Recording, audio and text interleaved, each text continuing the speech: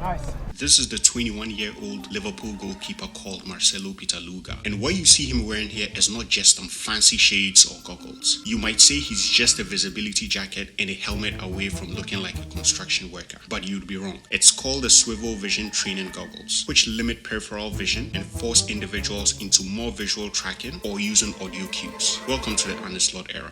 Are you ready? Yes, I am. New coaches bring an exciting sense of anticipation. And in England, many people are asking questions like, Rennie, what have Liverpool got in Arne's slot? He will slot right in. Love it. but I foresee a huge sense of mockery this season given how people are already reacting to this on social media. This guy here is reminding us of when they attached electrodes to players' heads to measure brain activity to help get them in the zone for penalties. Some have scoffed at seeing Liverpool again employing exotic training methods. What did you feel? Suggesting that this whole goggles thing is just garbage and a complete waste of time. This is pre-season training with Liverpool, where the goalkeepers are wearing a pair of American-designed swivel vision training goggles. I know exactly what the suggestion is and why they're doing it, but it's garbage. What a lot of What a nonsense. surprise. But I find Steve Nicol and Frank Leboeuf's opinion not only cynical but backward. No, sometimes I think that evolution is not improvement. So that's the only thing I want to say. The whole point of training is to get you accustomed to conditions that are more difficult than you will face in a real game. This training method was introduced by Liverpool's new goalkeeping coach, Fabian Ota, and you can hear him instructing the keepers to wear the goggles and headphones. Glasses and headphones. So one of you guys will be here, 6 folks with the glasses.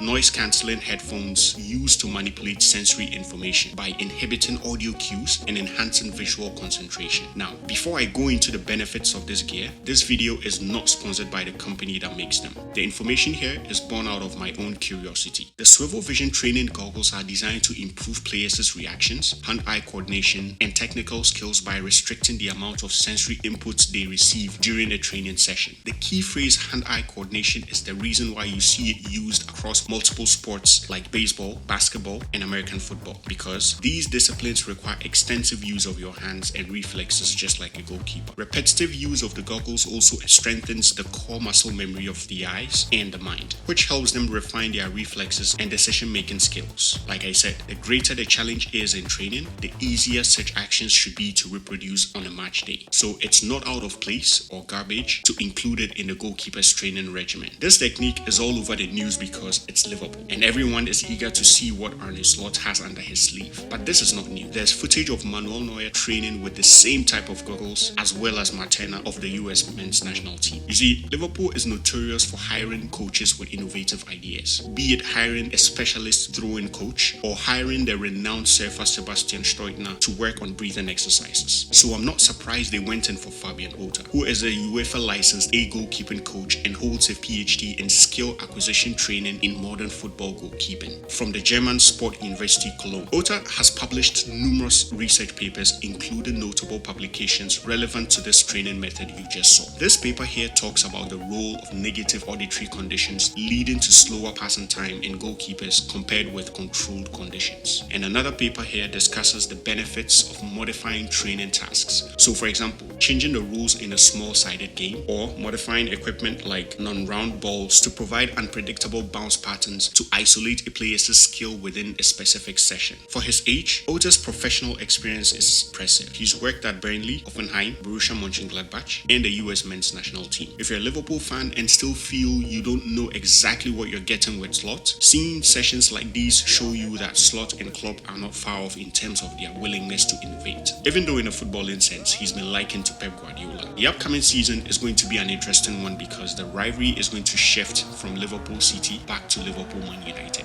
And here's why.